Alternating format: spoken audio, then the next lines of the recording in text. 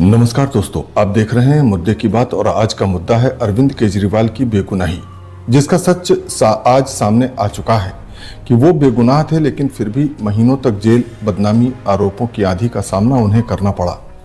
लेकिन आखिरकार कोर्ट ने साफ कर ही दिया।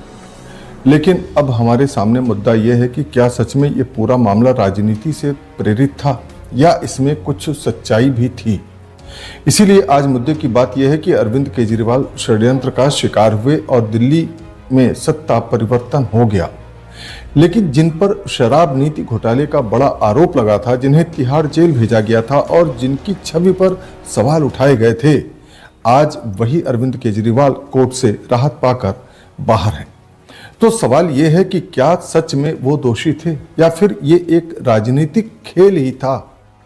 तो आइए सबसे पहले समझते हैं कि मामला क्या था। मित्रों, जैसा कि हमें याद है, दिल्ली की नई शराब नीति, जिसे अरविंद केजरीवाल की सरकार ने रेवेन्यू बढ़ाने और सिस्टम को सुधारने के लिए लागू किया था, उसमें आरोप लगे कि इस नीति में कुछ खास कंपनियों को फायदा पहुंचाया गया है।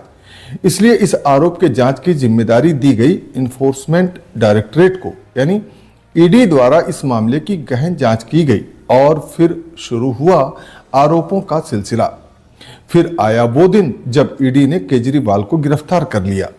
देश भर में हलचल मच गई। समर्थकों ने कहा कि ये लोकतंत्र पर हमला है, विरोधियों ने कहा कि कानून अपना काम कर रहा है। लेकिन एक सवाल लगातार उठता रहा कि क्या सबूत इतने मजबूत थे कि एक मुख्यमंत्री को जेल भेजा जाए। लेकिन बावजूद इसके मुख्यमंत्री अरविंद केजरीवाल को तिहाड़ जेल भेजा गया, जहां उन्होंने कई हफ्ते बिताए।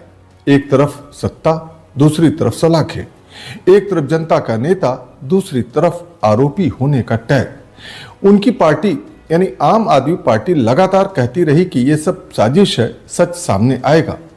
और फिर वो दिन आया जिसका सबको इंतजार था। कोर्ट ने कहा कि मामले में पर्याप्त ठोस सबूत नहीं है और केजरीवाल को राहत मिल गई। यह फैसला सिर्फ एक व्यक्ति की जीत नहीं, बल्कि कई सवालों का जवाब भी बन गया।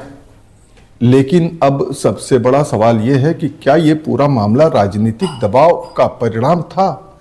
क्या विपक्षी नेताओं को टारगेट किया जा रहा है या फिर जांच एजेंसियों ने जल्दबाजी में कार्रवाई की? ये सवाल आज भी देश की राजनीति में गूंज रहे हैं। सोशल मीडिया पर लोग कह रहे हैं कि देखा, सच की जीत हुई। तो कुछ लोग अब भी सवाल उठा रहे हैं कि क्या पूरी सच्चाई सामने आई है। इस तरह देश आज दो हिस्सों में बटा नजर आ रहा है। तो दोस्तों, ये कहानी सिर्फ अरविंद केजरीवाल की नहीं है, बल्कि ये कहानी है न्याय, राजनीति